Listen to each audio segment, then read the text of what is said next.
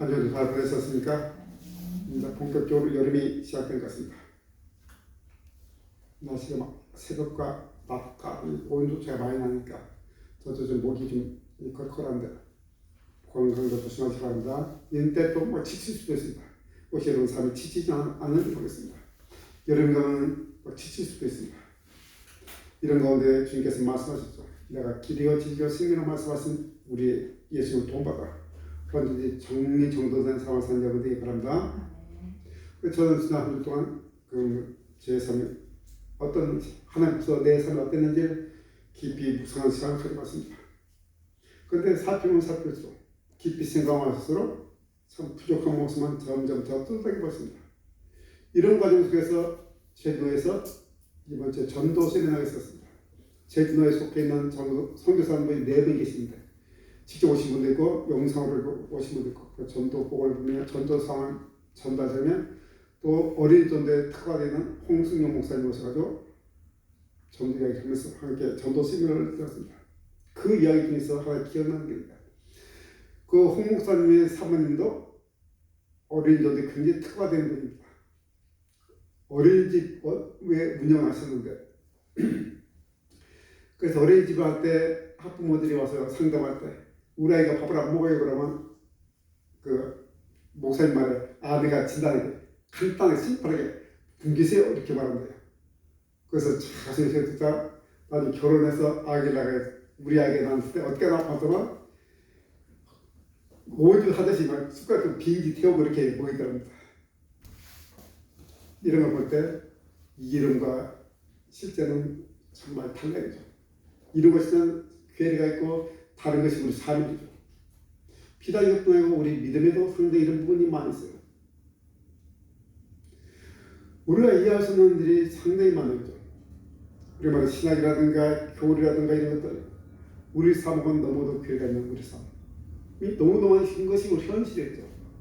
5월 달에 우리 가정의 달도 생각해서 마지막 주일이에요. 아름다운 가정의 모습을 찾기 위해서 이런 모습을 가자고 설교를 하려고 처음에 5월 달에 계획할 때 마지막에는 이런 걸 계획했다 생각했는데 그렇다고 실제 우리 삶하고 정말 가장 가까이 있는 가정이 어떤 가정입니까? 실제 우리 삶 속에서 이렇게 믿음이 괴리되고 이런 괴리가 나는 이런 삶은 어떤 모습입니까? 그러니까 욥의 가정이 생각나더라고요. 욥의 가정은 정말 믿음을 살려고 문정이 있었고 경외에 살고 참 애쓴 가정이라고 볼 수 있습니다. 그런데 욥의 가정의 진행 과정을 보면 다 아시겠지만 모르겠지만 우리가 생각해보면 전혀 기대와 다른 일들이 벌어지죠.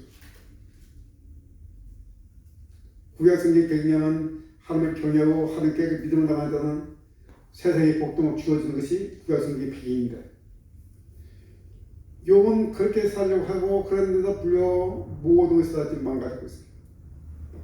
한마디로 온 가족이 폐가 망신되고 완전히 망가지는 가정이죠. 이것이 바로 우리 삶의 괴리. 우리도 마찬가지죠. 우리 주변에 보면 정말 믿음 열심히 사는데 삶은 전혀 나아지지 않고 어떻게 보면 더 안 좋아지는 것 같은 그런 모습이 보일 때도 있고 이것이 실제 우리 삶 속에서 또 다른 많은 사람들은 하나님의 약속대로 풍성한 삶을 누리기도 하지만 근데 우리가 경험하는 삶은 그렇지 않은 가정도 참 많아요. 그죠? 특히 우리 가정에 속해 있는 우리 가족들 보고 더 그래서 제 마음이 굉장히 아파요. 정말 믿음을 여러분 정말 믿음을 살아 참 노력하고 쓰는 이런 모습이죠. 정말 하나님께 주신 또 다른 복인 이 사회에 함께 누가 그렇게 살았으면 참 좋겠는데 그렇게 기도를 하는데 근데 실제 삶이 그렇지 못한 것들이 보이니까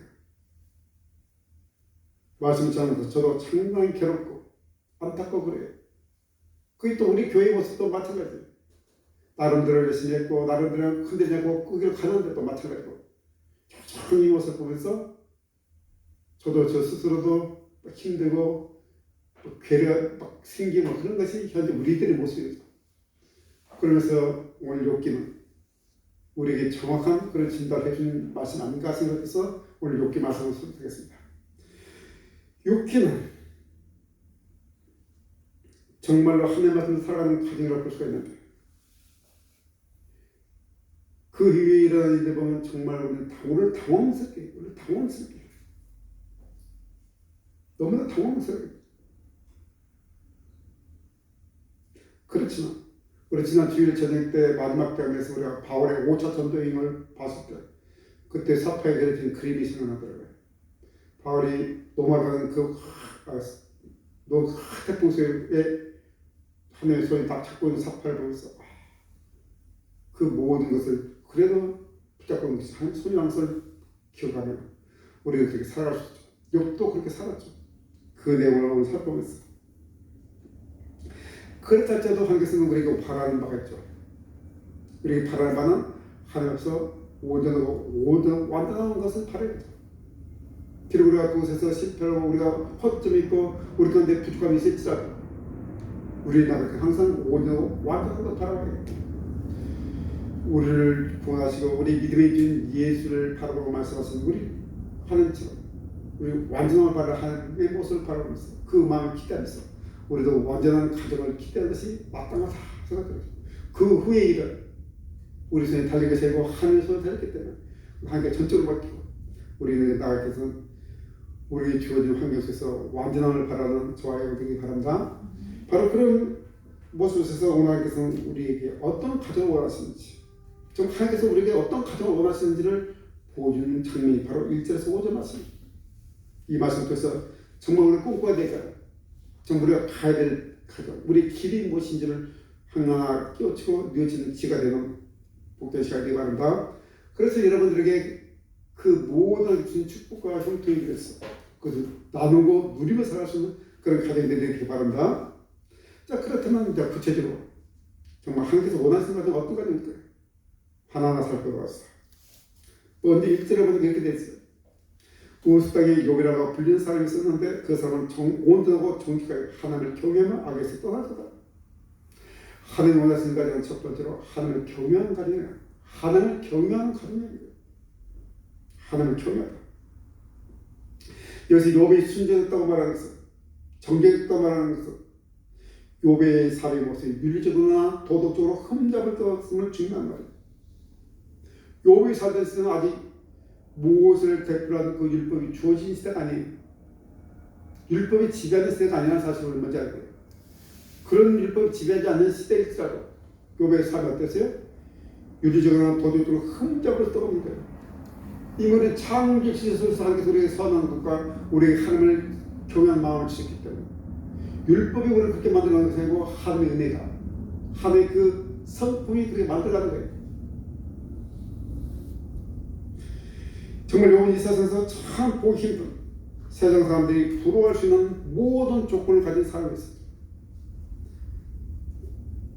아들의 일부란 말은 딸이 3명인가 꼭 7명, 10명이라기보다는 읽어본 성경은 주로 완전수를 말하기 때문에 그냥 가족이 완전히 딱 풍성했다 이렇게 이해하는 것도 나왔겠다. 딱 7명이고 10명이라고 딱 하는 게 아니고 많은 아들들과 많은 딸들과 많은 자녀들이 있었다. 다사의 축복이 하나님의 축복이기 때문에 그렇게 하는 것이 더 나았겠다. 그러니까 하나님 앞에서 경건했고 이 모든 주어진 것도 거부했고 아들들도 많았고 정말 우리들이 원하는 정말 모든 것이 이름과 실제가 합쳐지는 그런 모습이었어요. 동방사에서 가장 훌륭한 사람. 그죠? 3대 마지막에 이 사람은 동방사 중에 가장 훌륭한 사람. 어떻게 성경이 이렇게 평가할 수 있을까요? 아무튼 여러분 우리가 생각하는 것 이상으로 경건한 사람이었습니다. 여러분 세상의 부자들 다 존경받는 건 아니지 않습니까? 부자고 다 존경받는 거 아니에요. 부러워하게 되겠지만 다 존경하잖아요. 그죠? 그런데 여러분 동방에서 가장 훌륭한 자로 평가를 하고 있어요. 욥에게는 다른 사람과 다른 어떤 특별한 것이 있겠죠. 다른 사람과 다른 어떤 특별한 것이 있죠. 다른 부자들과 다른 어떤 특별한 것이 있는 거예요. 그것을 성경 뭐라고 하니까 하나님을 경외한다고. 하나님을 경외한다고. 여러분 하늘의 성들이 하나님을 경외하는 것은 당연한 일이야. 누구나 다 알고 있는 거죠. 누구나 다 알고 있어요. 그렇지만 그 일이 그렇게 쉬운 건 아닌 거죠. 그렇게 쉬운 건 아니에요. 그 경외한 모습에 밖으로 표현하는 것이 여기 뭐예요? 순전하고 정직한 밖으로 표현된 것이 하나님을 경외하는 자의 삶이 표현된 것이 정직하고 온전하고 순수한 거예요. 정말 이건 참 신앙이고 정말로 훌륭한 자이고 정말로 우리가 본받아야 될 하나님을 바르게 경외하는 사람 중에 한 명이에요. 성경은 여러 사람을 소개하는데 또 신약 성경에 고넬료라는 이방인이 있었어요. 이거 하늘을 모르는 이달리아 부대, 즉 로마 군대 백부장이었어요. 그런데 웬일인지 이곳에 하나님의 은혜가 임해서 고넬도 하나님을 경외하는 자로 설명하는 거예요. 경외한다. 그리고 하나님을 경외하는 것은 하나님 말씀, 율법과 관계가 없는 거예요.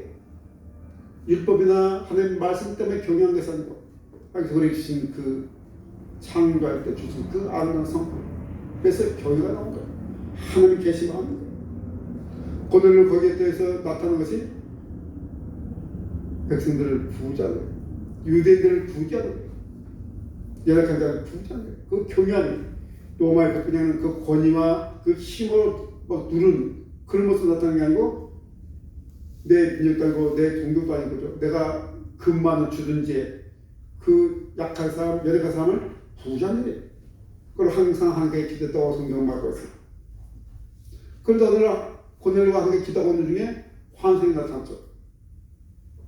내 구제와 내 경건이, 내 기도와 내 구제가 누구에게? 하나님께 상달이 없다. 하나님께 기억된다. 하나님을 기억하고 있어.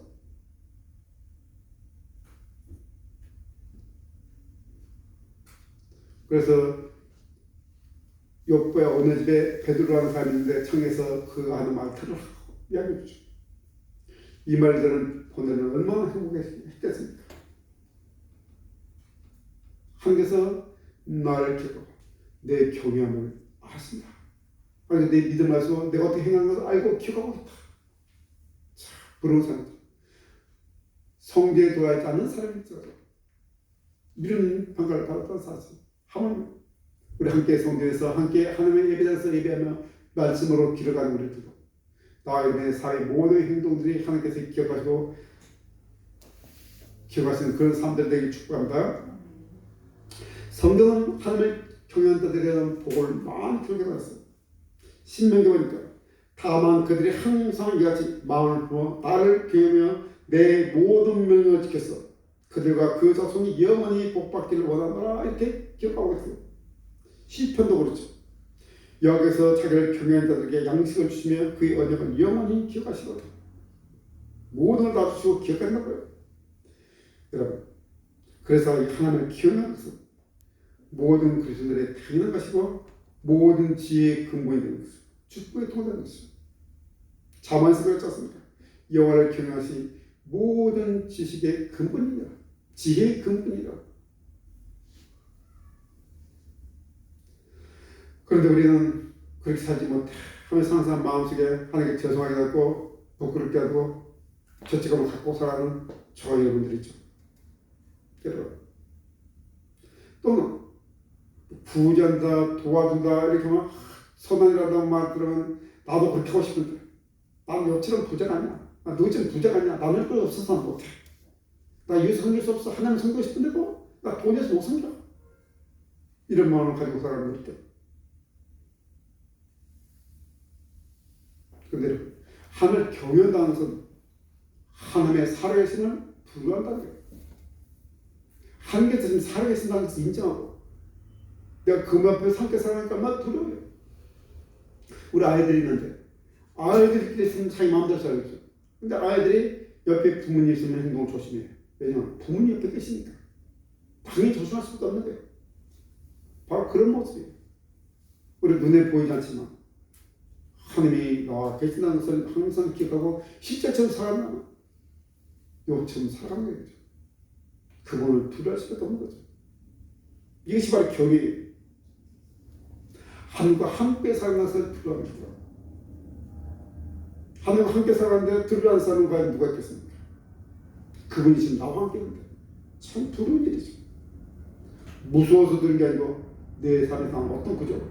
뭐라고 표현하기 힘들지만 그 어떤 것 때문에 완전한 가난 앞에서 우리는 두려움을 할 수 있다는 거죠. 압도당하는 거죠.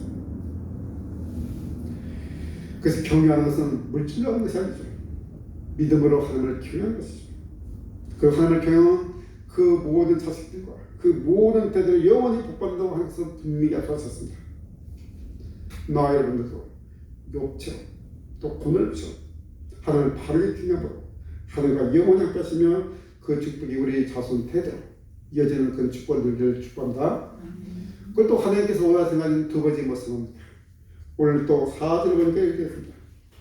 그의 아들들이 자기 생일에 각각 자기 집에서 잔치를 베푸고 그의 세 명도 초가에 함께 먹고 마시더라. 그래서 누구 생일날 되면 돌아가면서 생일 되면 형제들은 다 초청해서 함께 그죠. 함께 즐기는 거예요. 그래서 하나님 원하시는 가정의 두 번째 모습은 형제가 화목한 가정이죠. 형제가 화목한 가정. 우리가 자식을 키워본다면 가장 원하는 것이 형제끼리 화목한 것. 형제께서 의지하면서 서로 화목하게 살아가는 것이 가장 큰 소원 중 하나이지 않습니까? 실제적인 소원 중 가장 큰 소원. 형제가 정말 화목하게 의리 있고 정말 그렇게 살아가 서로 도우면서 살아가는 것. 오늘 본문 4절은 욥의 자녀들이 형제끼리 얼마나 화목한지 알고 있습니다. 이 대가족이 그렇게 많은 형제들이 모였었죠. 아마도 욥의 누이들은 결혼하지 않은 것 같아요. 결혼하지 않은 그 누이들도 누나가 되는지 여동생이 되는지 함께 모여서 함께 제치고 있죠. 정말 형제회가 좋은 가정. 이 모습. 그래서 실제 우리들의 가정은 다양한 이유로 형제들이 화목하지 못해요. 다투니까, 분리니까. 심지어 형제들끼리 막 법정에 가서 고소하기도 하고, 형제끼리 살인이 나기도 하고. 그러나 하나님께서는 우리들에게 형제가 서로 화목하게 원하고 있어요. 시편에서도 보라 형제가 연합하여 동거하면 어떻게 아름다운고 선하고 형제가 연합하여 동거하면 어떻게 선하고 아름다운고 뭐라고 기억하고 있죠. 자만에서도 우리에게 지혜를 주시죠. 노예께 하는 형제와 화목하기가 견고한 성을 취하기보다 어려우죠. 이러한 다툼은 산성 밑장 같습니다. 또 형제와 화목하기를 노예께 하는 화가 난 형제와 화목하는 것은 견고한 성을 취하기보다 더 어렵다는 거예요. 그 말은 형제끼리 정말 화목하게 평생 사는 것이 얼마나 어려운 것을 보여주는 거죠. 정말 우리가 삶의 여유가 있으면 여유가 있는 대로 삶의 여유가 없으면 없는 대로 다양한 일 때문에 형제끼리 화목하지 못하게 되는 경우는 참 많아요. 우리 집에 돈이 없어서 부하가 많아. 그럴 수도 있어요. 그냥 다 부자, 형제 다 부자라고 부러우는 건 아니죠. 또 이런저런 이유 때문에 화목하지 못하는 가정은 참 많아요. 가난하기 때문에 화목하지 못하다 그렇지 말도 그건 맞는 말이 아니죠. 가난하지 못할 때는 정말 형제가 화목한 가정은 참 많이 볼 수 있어요. 조건이 않고 형제끼리 화목한 것은 참 아름다운 얘기. 그렇지만 말처럼 쉬운 얘기가 아니에요. 말처럼 쉬운 건 아니에요. 특히 요즘같이 경제적으로 어렵게 삶이 어떤 것이 힘들다면 형제들이 경제 문제 때문에 흩어진 것도 많아요. 경제적 문제 때문에. 고난을 함께 견뎌낼 수 있는 힘은 가족에서 나오죠. 우리를 절망하지 않게 하고 다시 일어설 수 있는 힘은 화목한 가정에서 나오는 사실을 기억합니다. 형제가 서로 사랑하고 화목해 하는 이유는 참 많은데 그중 가장 첫 번째는 하나님께서 형제끼리 화목하라고 명령하셨기 때문에 하나님 말씀이기 때문에 형제를 사랑하며 서로 우애하고 존경하기를 서로 먼저 하며라고 말하고 있습니다. 로마서에서 1장부터 10장까지 길게 하나님 구원에서 말씀드리고 12장부터는 이제 그 구원받아서 어떻게 생각하신가부터 시작하는데 그 12장 10절에 그렇게 말합니다. 형제끼리 화목하고 우애하고 존경하기를 먼저 그것이 가장 먼저라고 말하는 거예요. 너희는 이 세대를 본받지 말고 마음을 습관으로 하나님의 선하시고 기뻐하시고 온전한 뜻이 무엇인지 분별하고 말하면서 너희 오늘 하나님께서 거기서 산채사로 들어온 말하면서 이어서 그렇게 말하는 거예요. 하나님과 관계를 바르게 하면서 이 세상에 살 때 그리고 형제끼리 화목하게 살아가고 왜 이렇게 반복합니까? 쉬운 것이 아니지만 이것이 진정한 행복의 길이기 때문에 그렇죠. 그래서 자문에서 말하죠. 말은 또 한 조각만 있어도 있고도 화목한 것이 제육이 집에 가득하고도 다툰 것도 아니라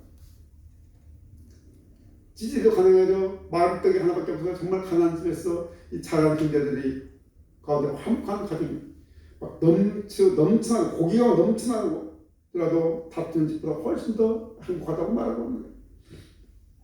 여러분, 이제 5월 마지막 주죠. 가정 날이 지나고 있지만 우리 가정 안에서 형제가 화목하는 것, 우리 부모들이 기도할 때 우리 아이들이 정말 서로 화목하게 서로 의자로 우애 있게 살기를 기도하는 여러분에게 바랍니다. 예수 믿는 가정 중에서도 형제들 간의 다툼 때문에 얼마나 가슴이 아파진지 많이 몰라요. 예배당에 가서 예배했던 참 기뻐 죽었대. 집에만큼만 만나기 부담스러운 가족들이 있는 가정이 있습니다. 예수 때문에 기뻐 행복한 마음을 가지고 산다고 착했는데 특별한 한날 명절이나 어떤 잔치가 있을 때 오가피 만났을 때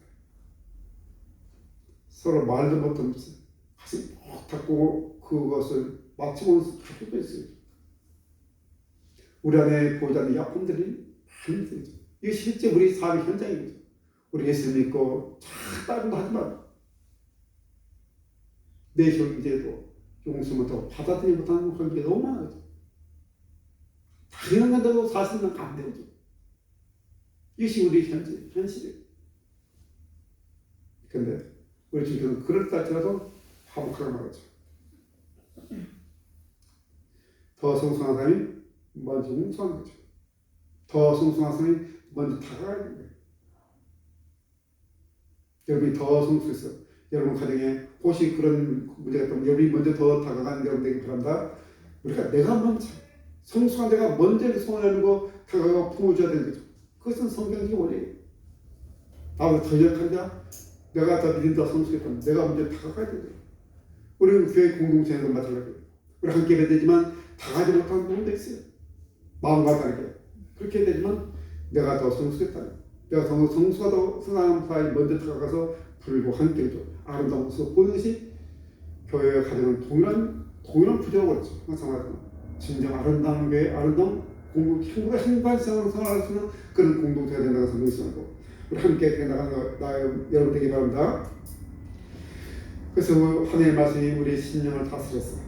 우리 심령 은혜 주시고 여러분 가족 간에 우리 성도들 간에 보이지 않는 마음의 불화와 갈등이 다 사라지는 그런 놀라운 축복임을 기도합니다.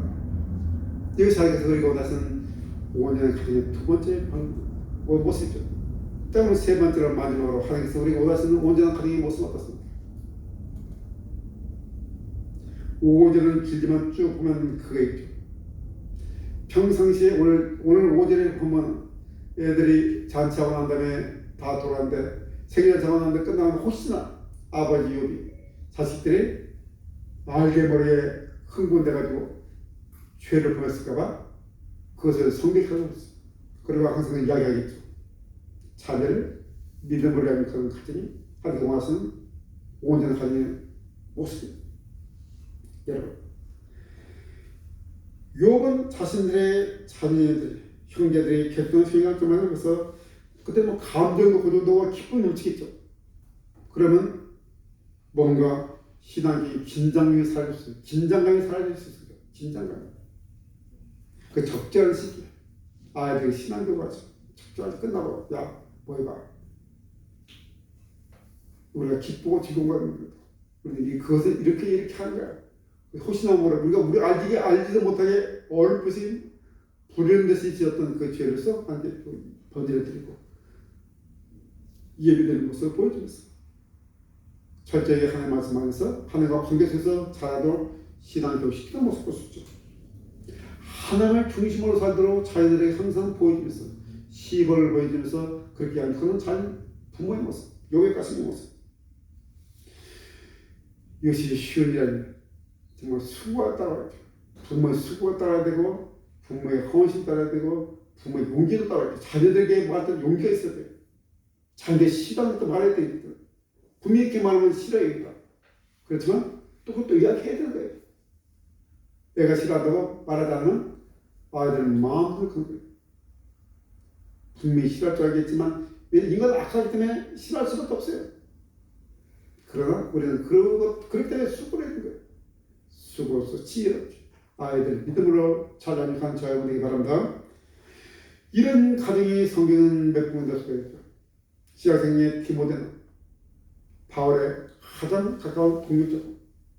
바울을 이은 그 다음 세대 리더입니다. 바울의 동료자는 디모데는 어떻게 신앙교육을 받았습니까? 요즘 유할머니와 어머니어지는 신앙교육을 받았죠. 유할머니와 어머니어지는 신앙교육을 받았다고 말하고 있어요.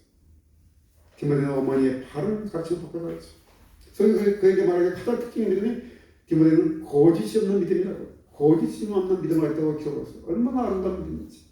거짓이 없는 믿음. 우리 다 믿음이 있다고 하지만 사실 이 문제에서 저도 반칙이에요.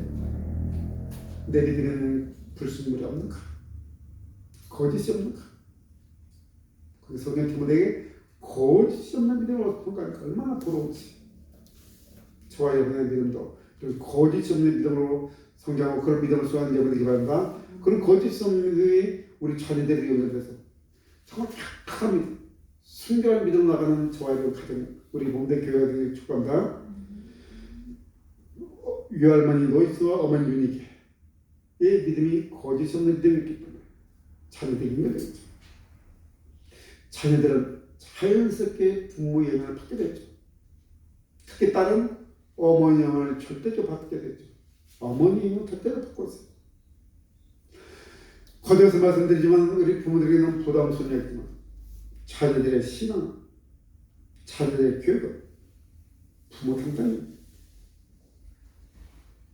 이 때문에 우리가 부모랑선 그 의무를 받은 거예요. 그래서 우리 부모의 신앙교육은, 자녀교육은 의후에 자녀들이 어떻게 됐든지 결정적인 요인이 부모가 자녀를 어떻게 가르치는가, 어떤 신앙을 물려주는가가 그 자녀의 삶에 결정적인 영향을 미친다는 것은 부인할 수 없어요. 자녀들에게 세상 것을 쫓아가고 교육하면 세상 속에서 놀다가 끝나버려요. 순간적인, 유한적인, 시한부적인 삶이라는 것을 모르는 거예요. 시한부적인 삶으로 끝나는 거예요. 디모데를 보세요. 거짓은 믿음 받은 디모데를 그 목회할 때 얼마나 목회를 잘했는지, 성도에서 눈물과 기도, 그 목회하는 모습 참 아름다웠어요. 그리고 에베소 교회는 그 당시 초대교회 중심되는 교회인데, 아시아의 중심된 교회인데, 그 중심된 교회는 많은 관심과 많은 사람들이 보고 있을 겁니다.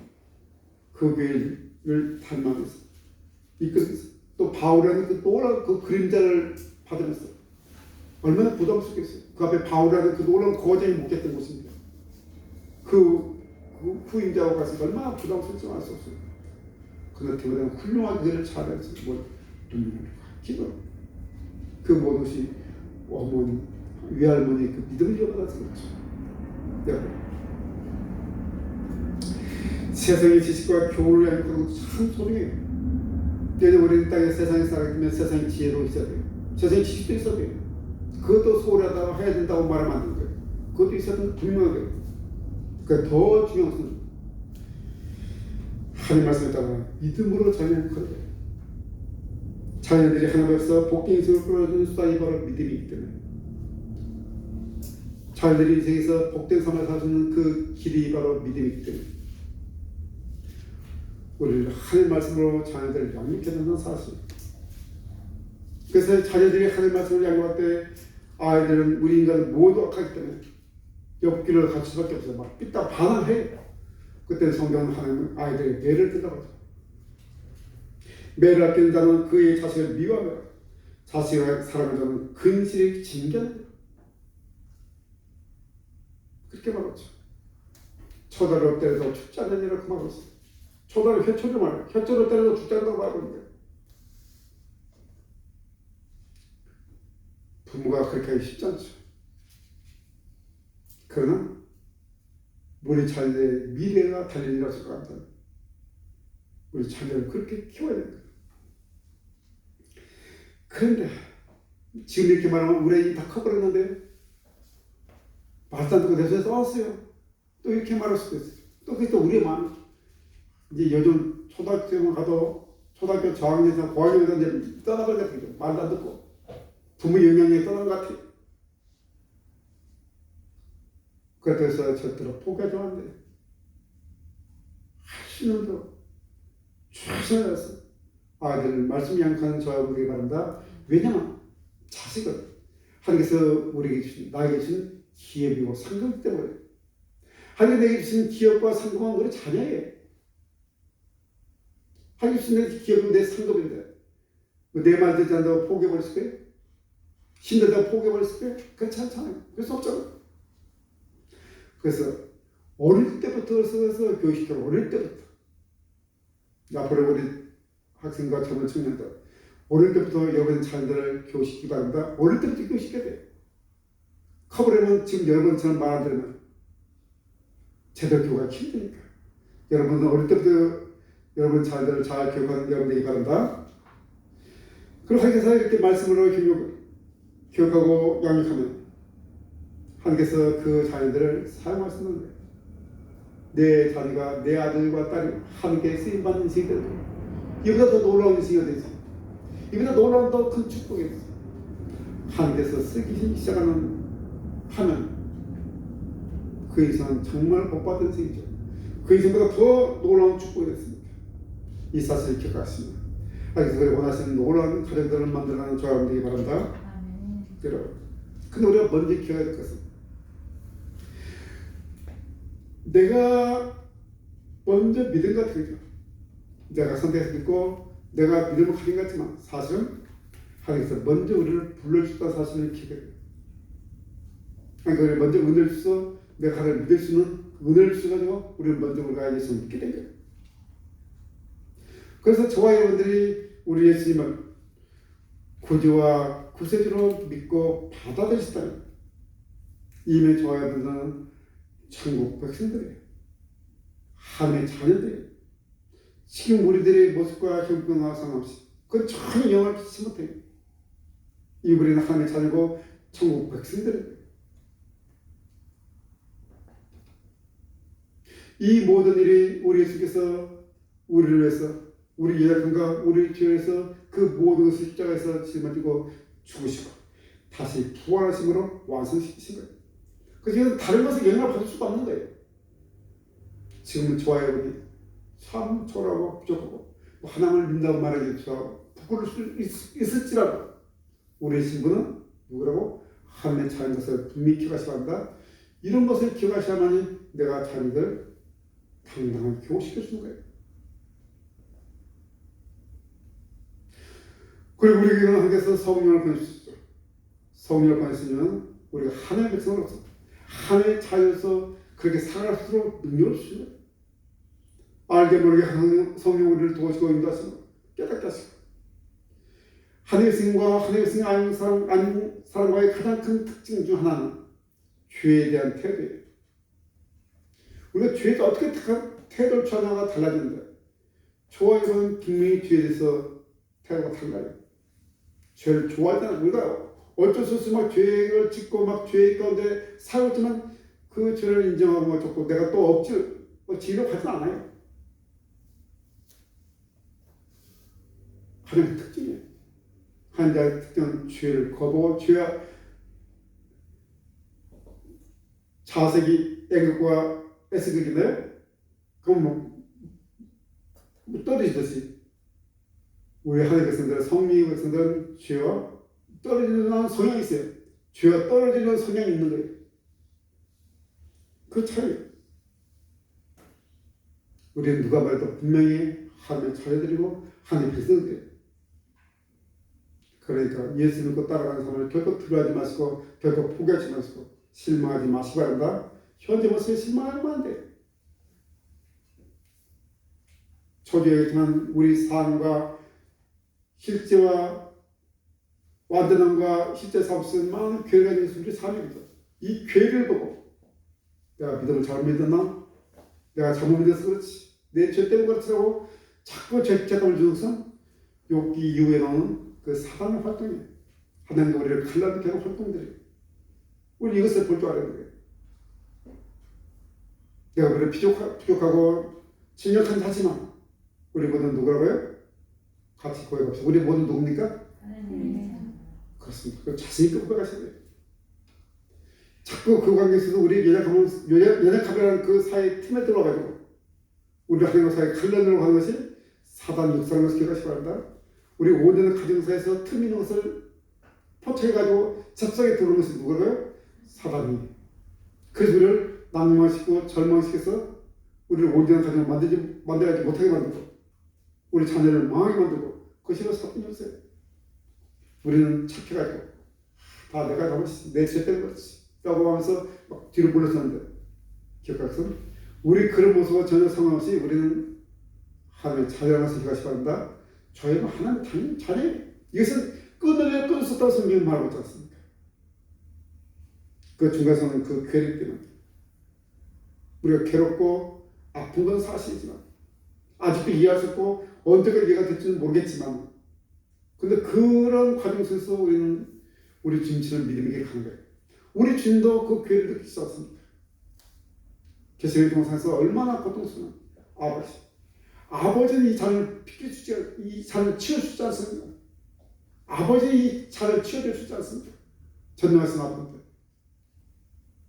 그러나 내 원대로 마시고 아버지도 아프셨어요. 우리 주님도 삶의 괴를 느끼셨어요. 하물며.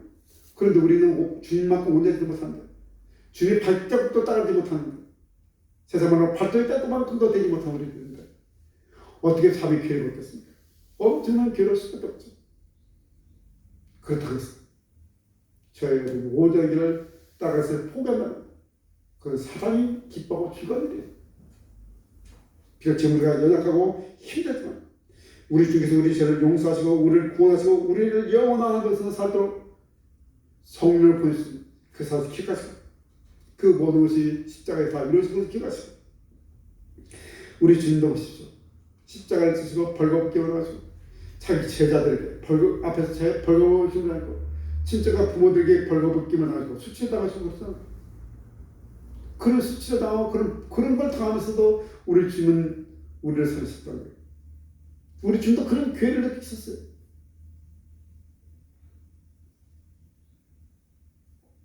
그 얘기가 바로 욥기의 믿음과 삶의 괴. 그 과정에서 우리는 그래서 걸어가는 거죠. 왜? 하나님이 살아계시기 때문에. 그 하나님의 손이 우리 손을 붙들고 있기 때문에. 어떤 식으로 결론할지 모르지만 그분이 행하시는 일은 모두가 선한 것을 믿기 때문에 그분이 길인 것을 믿기 때문에 우리는 걸어가는 거예요. 내가 이해하지 못하고 내 삶에서 그것이 막 일어나지 않는다 할지라도 우리의 믿음의 길을 가는 것에 결코 포기하지 말고 지상에 주신 가장 아름다운 사회 공동체인 우리 가정 또 우리 교회를 주께서 원하시는 대로 온전한 교회와 온전한 가정을 만들어가는데 함께 힘을 다하는 여러분에게 바랍니다. 그러나 하나님께서 약속하신 대로 동물의 풍성한 복을 주시고 그 복을 받아서 누리면서 그리고 그 복을 연약한 이웃에게 전달되어 살아가는 것. 이것이 성경에서 말하는 우리의 삶의 완전한 모습이죠. 그렇게 복을 받고 그 받은 복을 나눠주는 사람은 저희들 축복합니다. 기도드리겠습니다. 주님 참으로